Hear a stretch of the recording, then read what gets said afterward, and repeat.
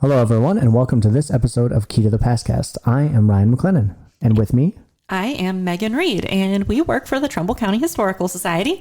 We are super excited to dive into this week's episode. Our guest is somebody that I've known for many years and may know more than most people, I would say knows much more than most people in our area about the history of Italian American immigration.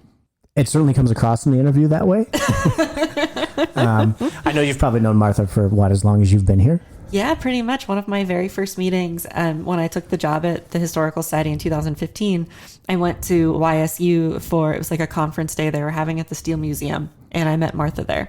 Very nice. And so, yeah, I've known her for, I guess, almost like 9 years, almost 10 years now. Wow. Well, it's a long relationship and friendship. That's really cool. It is. She's a great human being, and she's done a lot of really awesome research on Italian American foodways in particular and immigration patterns here.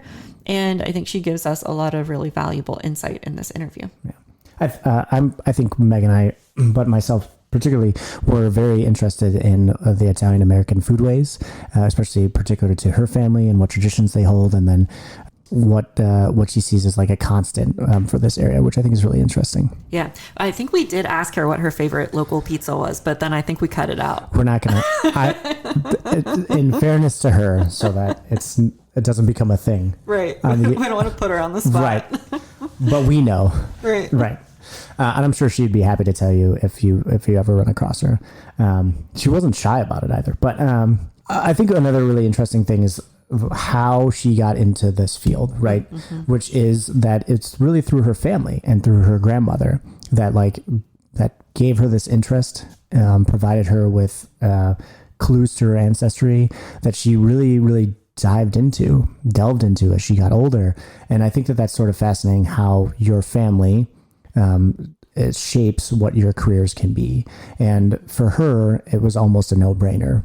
But I'd be curious to know what you think about it, Meg. No, I completely agree with that. It is really interesting how your family and your upbringing can really heavily influence not just who you are, but sort of what you do with your career path long term. I think that's definitely true for me in some ways too. And I think everybody has sort of moments in their early lives and like their formative years that influence what they do if they're working in a field that, they're passionate about and is something that they've wanted to do for a while. This is certainly like Martha isn't singular here, right? And as you were just talking about yourself, with the other interviews we've done, some of them haven't been released, but some have. Certainly, whether it's Bob Griffin or whatever the case may be, whereas Ernie Shavers, whereas definitely very clear that like those individuals are influenced by their upbringing and the people around them. Yeah, absolutely. And I think this episode in particular is something that a lot of people listening, I hope, will connect to, because this area has such a rich history of immigration in general.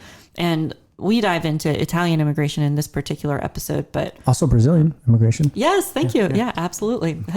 Yes, a spoiler. Right.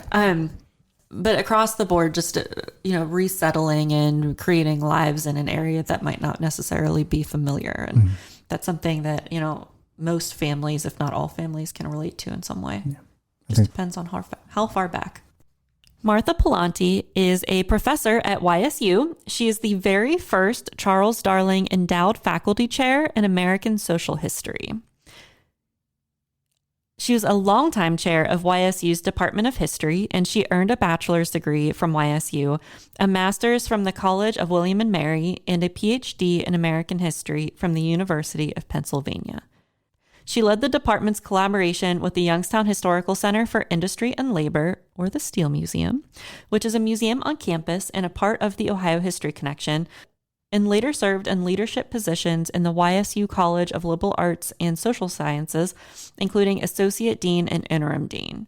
She is the author of several books, including Youngstown State University, From Yoko to YSU, Amherst and Italian Americans of the Greater Mahoning Valley, all co-authored with Donna M. de Blasio. So without further ado, welcome Martha.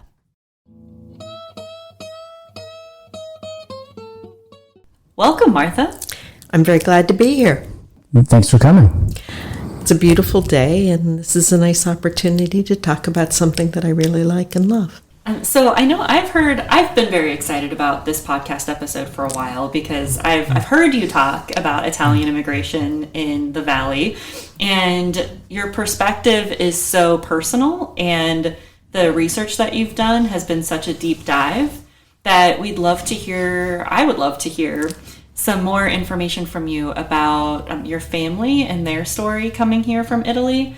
And then a bit about the research that you've done and what you found to be the most interesting pieces of immigration, specifically Italian immigration here. So why don't we start with your family? Can you give us a little bit of background about how they came to the United States?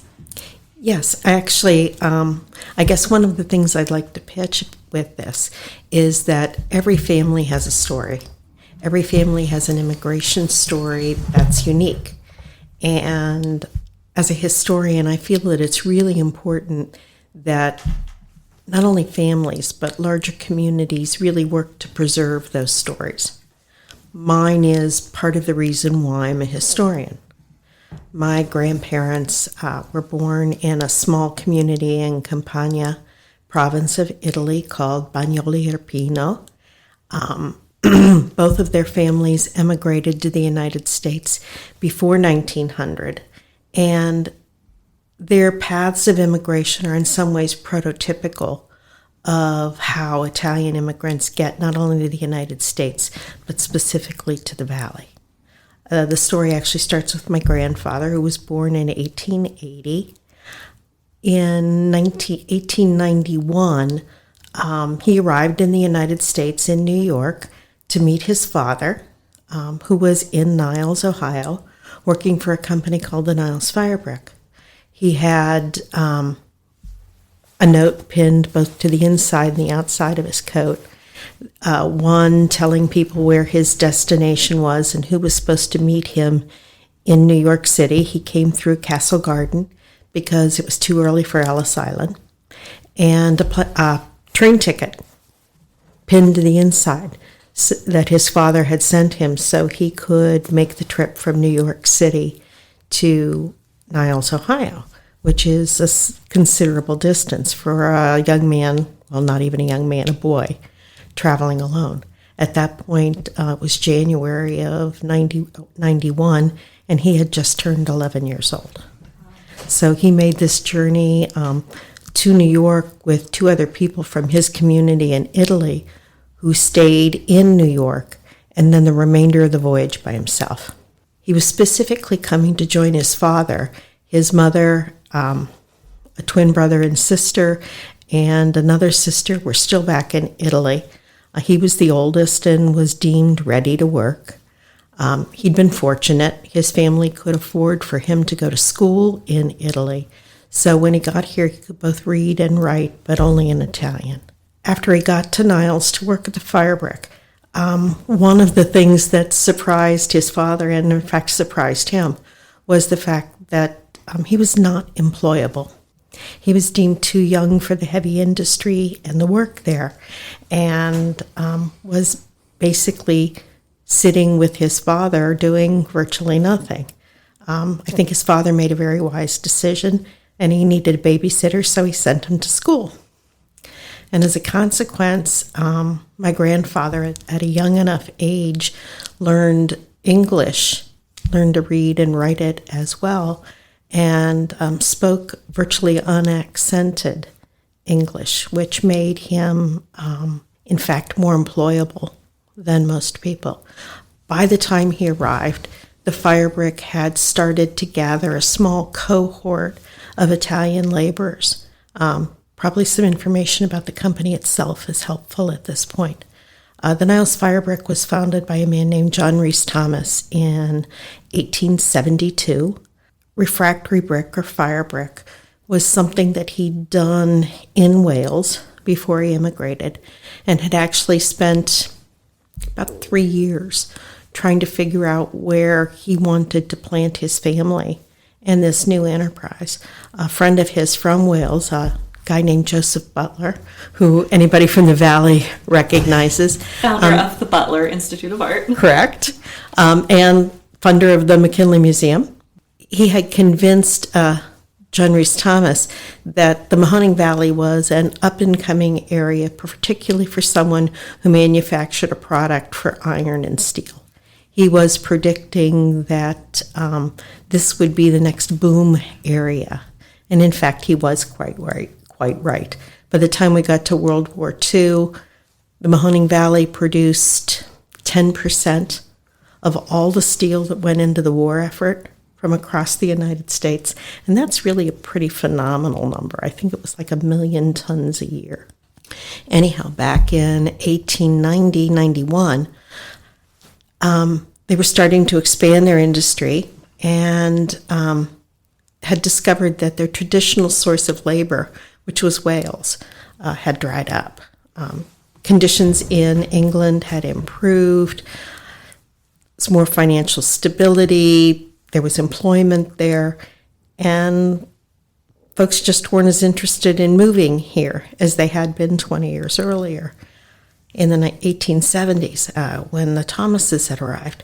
So they started looking for other places. What we know from the fire brick records, which are at the Youngstown Historical Center of Industry and Labor, is that John Rhys Thomas had made a trip to Europe, most specifically to the Ruhr Valley in the German states, because that was their center of iron and steel production, and consequently where most of their fire brick operations were also located. Fire brick is very heavy. You want to ship it as small a distance as possible. He went there. He did some touring. What we believe happened, don't have any definitive proof, but what we believe happened is that he ran into basically Italian ceramicists who were working as birds of passage from southern Italy in the Ruhr Valley several times a year, and had convinced a couple of them to try the United States. They turned up in Niles in 1890, just in time to watch the place burn down. You build a refractory manufactory out of wood, and you're burning kilns that are above 2,500 to 3,000 degrees. The wood and the heat are not a good combination. At any rate, in actually 92 it burnt down, but they needed these workers because their sources had dried up. These three guys were coming. They already knew about kilns. They knew how to load them. They knew how to fire them. They knew how to pack the bricks. They were all-round good workers with appropriate skills and level of skills. They were a man named Carmel Laboriel, Michael Infante, and Lorenzo Pallante, which is my great-grandfather. Oh, my goodness. They quickly become part of the core workers at the fire brick. In 93, when there's a huge recession, depression, they called it a panic. The three are actually maintained on the payroll because they don't want to lose the skilled workers. And they're 3 out of 15 that they keep on payroll constantly through the next 3 years. That may have also put a damper on the possibility of employment for my grandfather, Giuseppe or Joe Pallante. In 94, late in 94, he shows up in the payroll records for the first time working as a boy for about 2/3 the normal wage for an unskilled laborer. In looking through the records that Thomases had written to the Niles School Board at one point saying, we're really not going to hire boys under the age of 14. We consider that an appropriate age to begin working here. 2 factors played into that. They were not capable of the heavy labor required at the fire brick, and there was relatively little for them to do, that they would find employment for needy boys. And the letter was written specifically at the request of the school board and the mother of the boy. Her husband had been killed, and she needed some kind of security net. I mean, there is no Social Security. There's no death insurance. None of that exists. And the Thomases basically wrote back, we don't have anything that he can do. We will hire him occasionally to work on the weekends or in the evenings, and he can basically undertake janitorial duties or act as a water boy. But we don't want him full-time. We actually think you're better served by him completing 8th grade. And at the time, that would have been, yeah, that's very unique. Yes. Yeah. Well, and that's the point at which my grandfather left school, was after 8th grade. So in terms of the period, he is extraordinarily well educated. It would be the equivalent of a high school diploma in the 1960s. So that's how he got here. My grandmother's story is a bit more convoluted. Her father had been a Garibaldist during the Italian unification movement in the 60s through the 70s. In the 70s, when they declared the war over, they reinstalled the monarchy rather than appointing Garibaldi to a post. And that really, I guess, infuriated my great-grandfather, who was named Giuseppe Clemente. And he became more aggravated the longer the what he saw as an imperium continued. In the mid-1880s, he decided he was going to immigrate. But he didn't come to the United States. He was coming to the Americas, but not to the United States. He was actually going to South America. At that point, the Brazilian government had just outlawed slavery and was looking to attract new planters to the state, to Brazil. And they were actually doing two things to encourage Italian immigrants to do that. They were paying, first of all, the Italian government a bounty for every family that moved to Brazil. So it was a source of income for a government that was basically broke.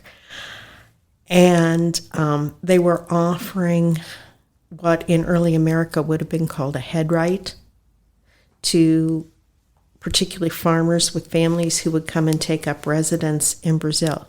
And from what I understand, the way it works was if they came to Brazil, they'd be granted a piece of land, farmland, and those farmlands came from the breakup of larger plantations that had been worked by slaves.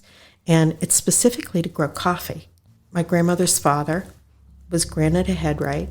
He brought his family with him. The only one we have actual evidence of moving with he and his wife, Anna, was my grandmother had immigration photos. There was a picture of she, her mother, and her with a minor stamped on the skirt of her dress and arrows pointing to all of them. She later had 2 brothers and at least 2 more sisters, but we don't have evidence of them being born in Italy or emigrating with them. So it's a bit of a mystery. I do think that at least 2 of my grandmother's siblings were actually born in Brazil, the youngest son and the youngest daughter. My grandmother's story, and my cousins always teased each other about grandma's telling stories again. I was the youngest granddaughter and absolutely fascinated by them. I thought she was one of the most mysterious people that I'd ever met because she had still a fairly thick accent, but she knew everything as far as I was concerned. But she always told the story that when they left Bagnoli Irpino for Salerno to get the boat to Sao Paulo, Brazil, her family had basically sold their property. She, like my grandfather, was enough middling sort that she had gone to school in Italy. In her case, it was only like a year and a half because she was 7 when they emigrated in 1887. We know the date. She didn't necessarily remember the date, but we know the date because of a story she told. And everybody for a generation thought that it was apocryphal until I made my first trip to Italy and we were at Vesuvius. And one of the guides was talking about, one of the things that sometimes happened when Vesuvius erupted in the winter was that it snowed pink. And my grandmother always claimed that, they're in the cart making this trip down to Salerno. Took them 2 days to get from the east side of Vesuvius to Salerno. And she claimed that it snowed pink while they were going down there. And through the 1880s and 1890s, that happened only in late 86 and through 87. So we know that she emigrated probably at the end of 86, 87. Wow.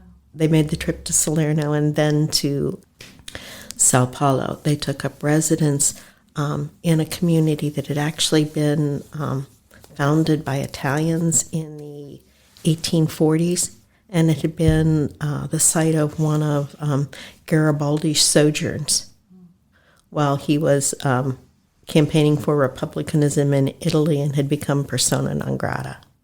And before he came to the United States, he stopped in Brazil. And they took up coffee farming. She and her brothers all recounted, that they'd go to school and they'd pick coffee.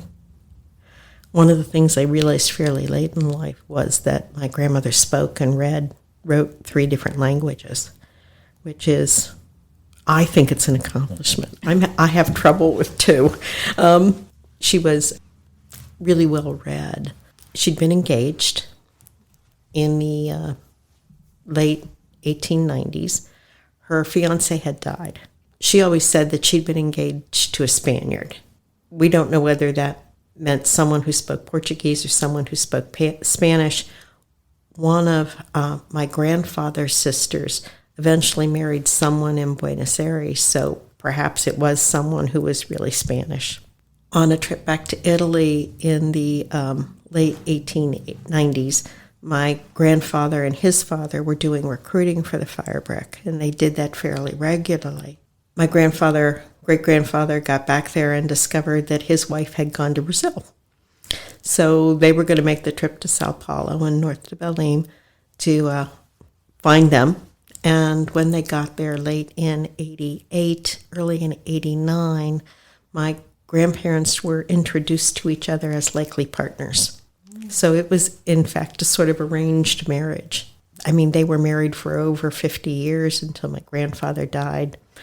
For all intents and purposes, it appeared to be at least a civil marriage. My grandfather actually died before I was born, so I never met him, and I never saw them interact, personally. I do know that my grandmother wore black for 25 years after he died.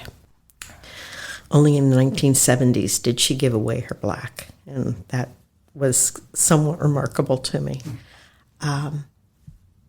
But they were introduced to each other. They actually got married.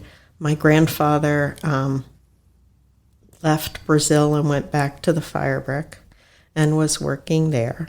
My grandmother had a child in, I want to say January of 1900. My grandfather evidently made another visit because when she came to the United States in the fall of 1903, she was pregnant again. My grandfather, again, was not with her.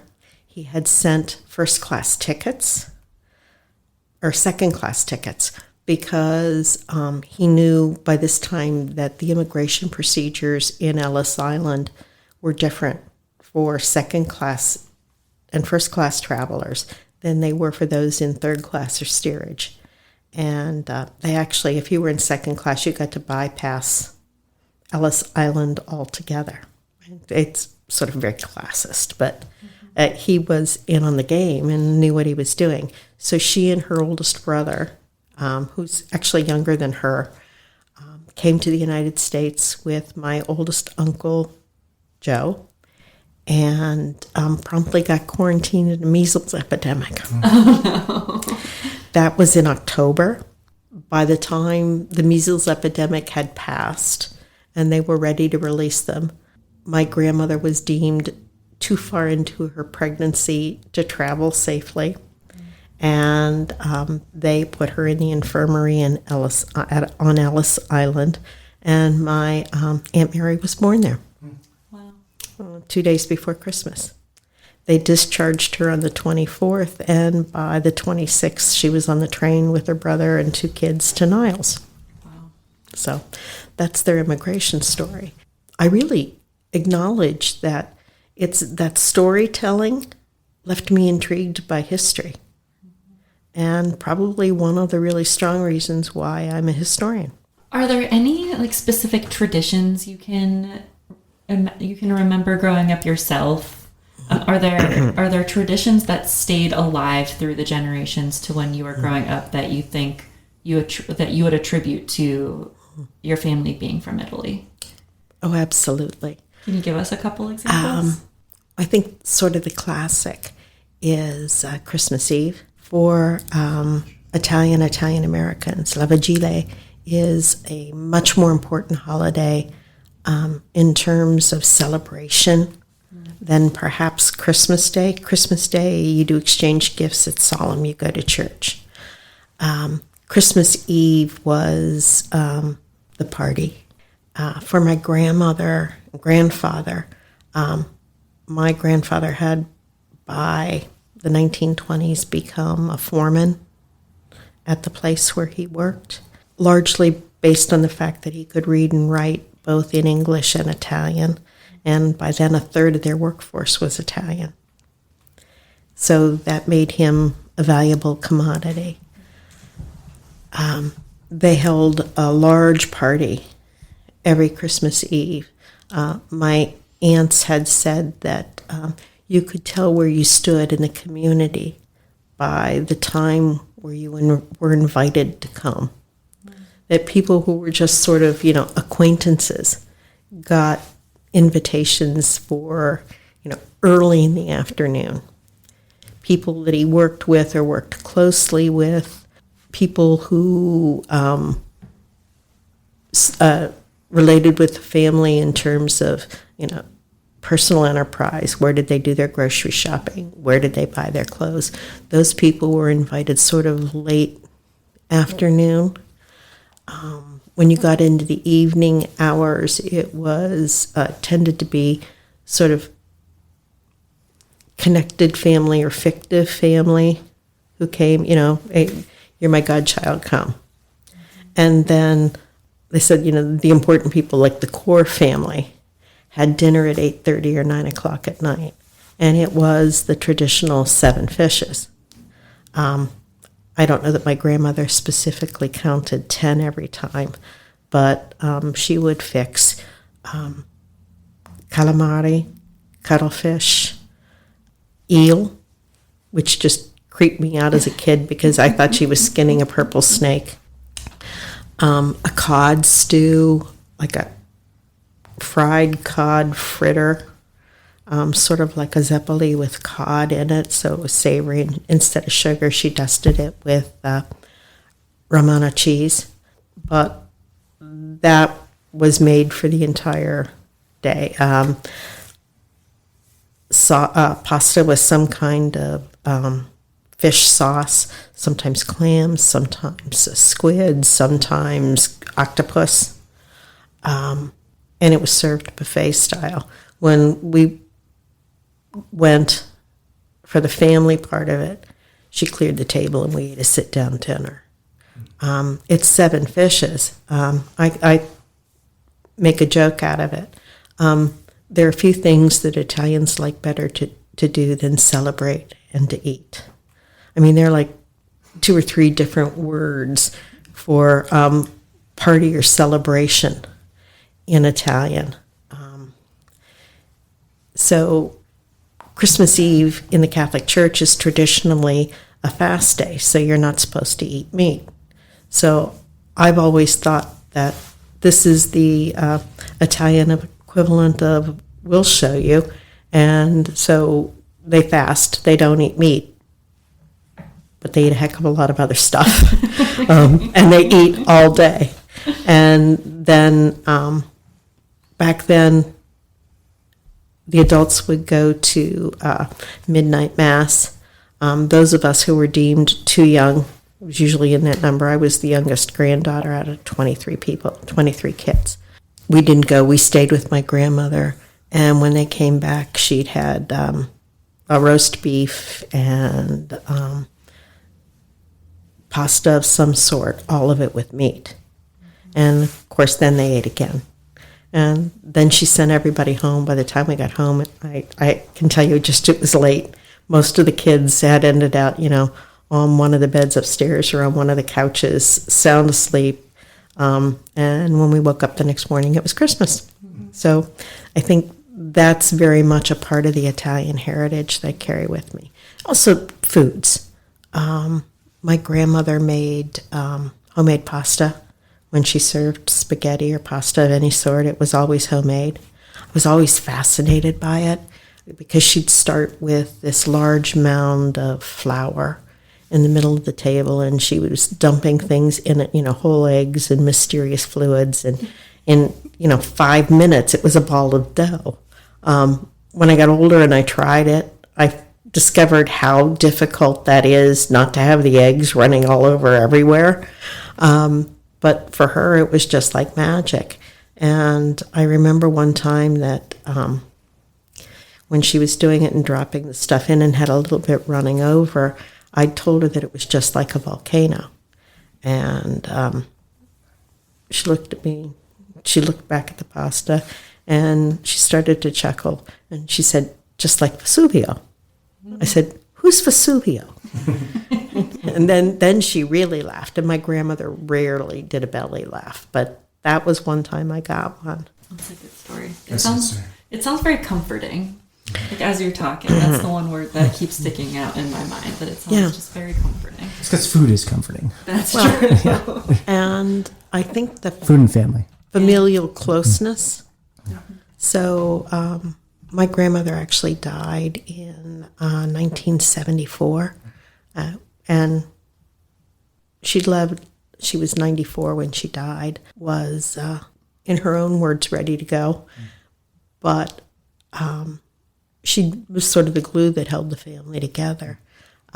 After she died, it was first my oldest aunt and then my youngest aunt who served that function. My grandmother had had Sunday dinner forever. When she stopped doing it, my dad, who was the youngest boy and spoiled rotten, asked my oldest aunt if she'd continue to do Sunday dinner. So until I was in high school, we went there every night for Sunday dinner. That was probably 15 years. And when my brother and I got married, my dad asked my youngest aunt at that point if she wouldn't start having Sunday dinner for all of us. So, and my brother and I, between us, we had 7 kids. So she had a full house. I have a question that Yes. seems relevant as well, which is much of your story has to do with Italian immigration, but it sounds like a little bit has to do with time spent in Brazil.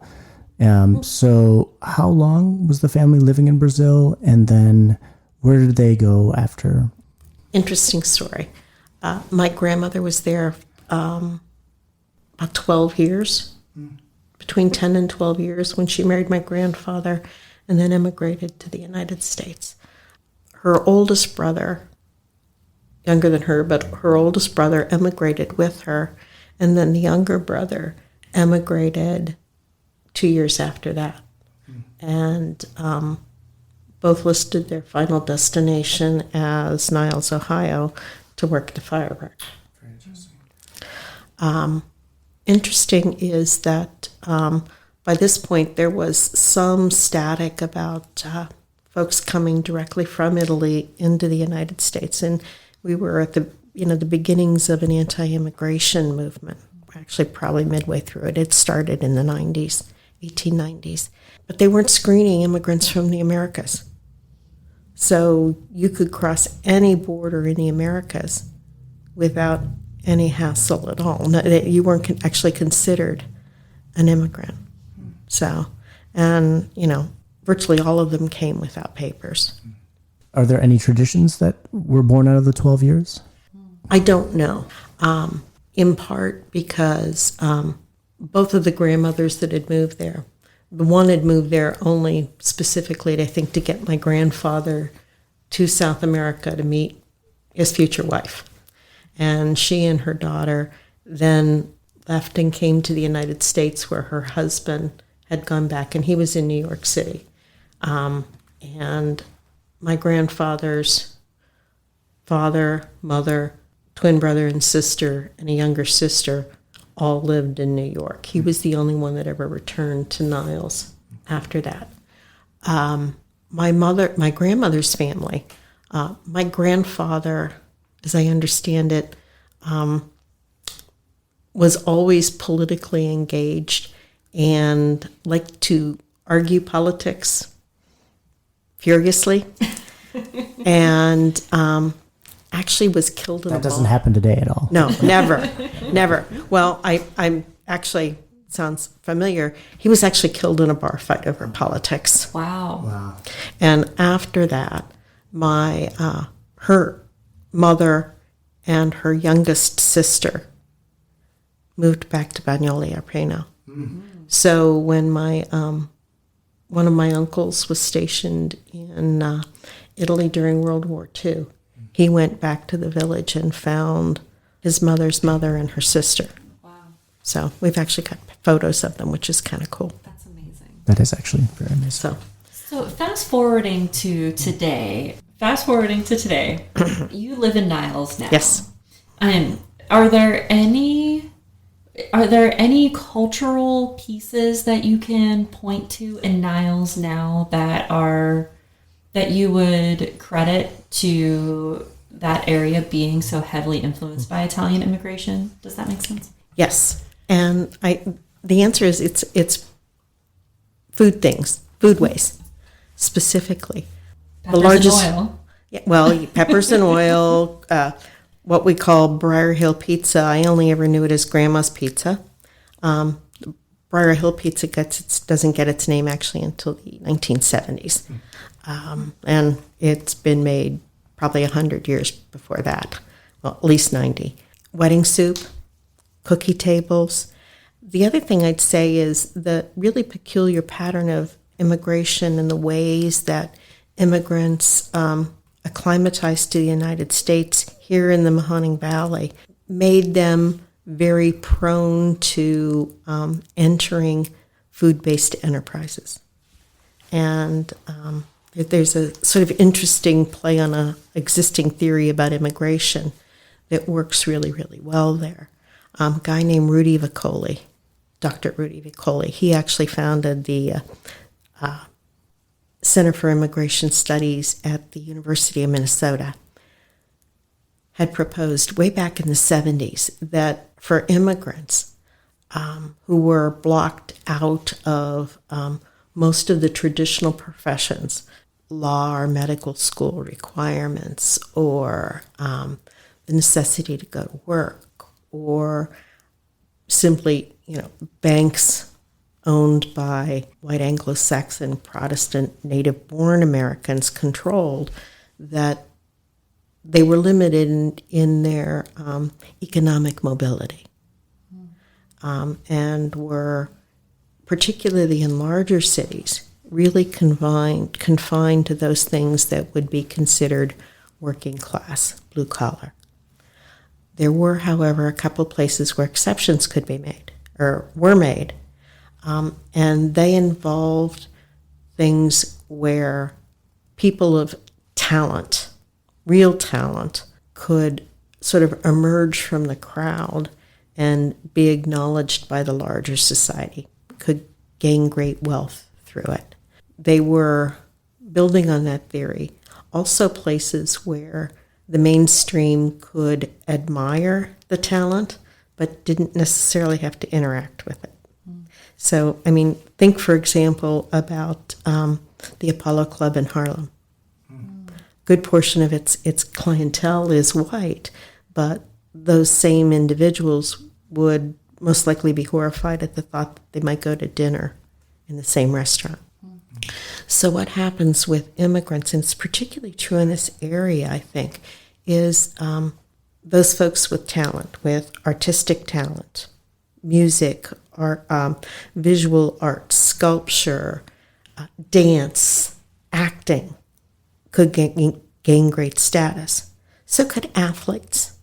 No one cared if, the prize-winning boxer was black, white, Italian, Irish, Jewish. It didn't matter. So if you had real athletic ability, you could surface to the top. His third hypothesis was that because people of real intelligence and perhaps entrepreneurship were closed out of more traditional business operations, that they turned to the extra legal and the illegal. So crime is also a way of economic advancement if you're blocked out of everywhere else. I would add to that food, because you don't care who your chef is. All you care about is a good meal, and a meal that's different or distinctive. Or someone who provides you with, fantastic baked goods or confectionaries or bread.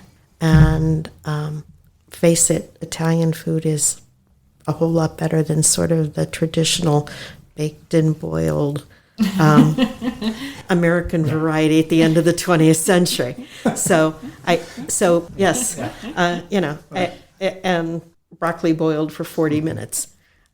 So that's a place where people can excel. Yeah. And so I think that if you look around, for example, through the Mahoning Valley, a lot of the really big and remaining grocery chains, the ones that are family-owned, are immigrant-owned, and a whole lot of them are Italian. Think McCauley's, think Rulli's, Larisha's, Butcher's, the same thing. And then restaurants.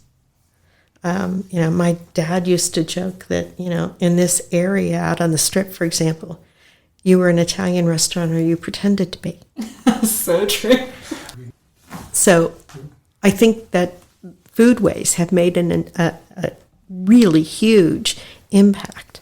I'd also suggest that it's the conditions of immigration here that really nudged immigrants, particularly Italians, into pursuing those entrepreneurial endeavors that involved food. We hadn't talked about this. We did a little in a previous conversation. The experiences of immigrants here in the Mahoning Valley are different than they are in many other places. For example, I'd mentioned earlier that my grandfather couldn't go to work. Well, in heavy industry, like refractory bricks, iron manufacturing, anything to do with steel. According to the United States Census in 1900 and 1910, 96% of all the employees in heavy industry, the things I just specifically mentioned, particularly, 96% are adult males over the age of 16. And we've got at least one extant payroll here in the valley. It's from the Firebrick. Again, the records there are beautiful, whose wage projections and actual wage reports match the ranges as the averages for the U.S. Census. And because these records have such detail, we know that Italian immigrants are actually making the same thing as everybody else who works there, because the demand for labor in that period is so high. So the consequence of that is that in most cases, if there is one adult male working in a household, a family of 5, 6, 8 can survive on his wages. They can pay rent. They can buy the food that they need. They can buy extras, shoes for their kids, clothing. What it also means is that their children need to go somewhere. And if they aren't going to be able to work until they've, graduated from 8th grade, the vast majority here stay in school. So by the time we get to the 1920s, if you look at local yearbooks, graduating seniors are divided ethnically in the same percentages as the local population. So in Niles, in a place where you've got about 25% of the population is Italian or Italian American, about 25% of the graduates are Italian in origin. Have you tracked the impact of women on that movement too? Because that also means that women don't have to work in textile mills or paper mills or whatever it would be. They have time. Well, one of the other things that's going on here, and my co-author and I, Donna de Blasio, have hypothesized that because this area concentrates exclusively on heavy industry, there aren't any textile factories. There aren't any clothing manufacturers. No one's making silk flowers or anything like that. The kinds of industries that are particularly drawn for women or children. I mean, there are a lot of young boys used in mines, but after the 1850s, there are really no mines here. So, like children, women are excluded from employment there. That doesn't mean they don't work.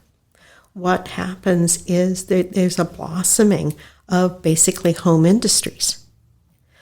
People are running dry goods stores out of their front room. Instead of a living room, they've got a small grocery set up. They're raising chickens in the backyard and setting up a shed and butchering the chickens and selling the eggs out of a shed in the back. If they've got a bread oven, they're making bread and pizza to feed their family, but they're selling the extras off the back porch. So there's this, ballooning of cottage industry. One of the other things that they're doing is they're taking in boarders. And I think the more important impact of that long run is they're feeding those boarders. And so even after they move back, many of them are coming back and paying for meals cooked by women and then served, at their dining room table. All of that's providing subsidiary income to the family that they don't actually need to survive. Consequence of that, it's like a spiral. The consequence of that is that they've got money that they can save, and they are saving. And one of the things that's radically different here is that immigrants in general, specifically Italians, are moving to property ownership, home ownership, about 10 years earlier than they are in other places. And in communities like New York or Chicago, they're never becoming homeowners. They stay perpetual renters. Home ownership also allows them to do things like garden and further supplement their income in basically the same ways. And that has an impact because those nest egg grows. So by the time you get to the mid-20s, letting your kids stay in school and getting a high school diploma is not a bad idea. It's an investment in your family's future. A significant number of parents also recognize that why does it have to stop with high school? So if you take my father's family as a case study, there were 10 of them. My oldest an oldest aunt and an oldest uncle don't finish high school, but they both go through 10th grade. My uncle dropped out because he was a ham radio operator, again, expendable income, and was hired to do shortwave radio broadcasts during World War I. Because, those things were traditionally gendered male, and he was acceptable on that basis, but he was too young. And he was too young to go to the war. So he worked as a ham operator and then just never went back to school. My oldest aunt actually started operating my grandfather's shoe store and sold shoes. She ended out a buyer for Strauss and then May Company. All the rest finished high school. All of the boys, and that would be 6 more of them, at least started college. 3 of them finished. My youngest aunt was, in fact, registered to go to Youngstown when World War II happened. And she was offered a job at the county. She's actually the first female clerk of commissioners in the state of Ohio. Oh, wow, that's wonderful. That's amazing. So they were really quick to realize and value that education. So by the time we get to World War II, it's routine for Italian-American children to stay in school to graduation and then either go work in the mills or go to college. And that becomes sort of local norm. In other places, like we have really good statistics, for example, from St. Louis. In 1940, only 3% of the Italian American children, young adults, graduate from high school. In 1970, it's only 17%. So we've got something different that's out of the norm here. Yeah, that's really fascinating. That's very interesting. Thank you so much for coming today, Martha. We really appreciate it. Yes, thank you so much. This was very insightful. I've enjoyed it tremendously. It's my favorite subject. We're excited to have you back on later this year. Yeah. Well, I would like to join you to do that. Our object highlight this week is a particular object, and then we'd also like to talk about the collection more broadly as a whole. The specific object is a banknote that is from Banca Italo-Americana, Which would later become Bank of America, which is very interesting. Yeah, so it was founded as an Italian-American bank, and this particular banknote was written in New York City in 1893, and it was written by a Salvatore Santucci, and he's sending $350 back to an M. Santucci in Italy. And we don't know her full name. I'm making assumptions. It might not be a her. We don't know who that person is in Italy. And the note is completely in Italian. And we should have asked Martha when she was here to translate it for us, but we did not. We were remiss. So if anybody knows Italian and would like to go on to our show website and take a look and translate it for us, that would be awesome. And the other thing that we're going to do as part of this episode is post a whole bunch of the family photos from the Santucci collection. The majority of that collection is unidentified. We do not know who the people are in these photos. They're mostly from the 1910s, 20s, and 30s. And if you have relatives in the Santucci family or are aware of them, please do some outreach for us so we can try to get these photos identified. All right, I think that's all we have for this week. Thank you for listening. Thanks all.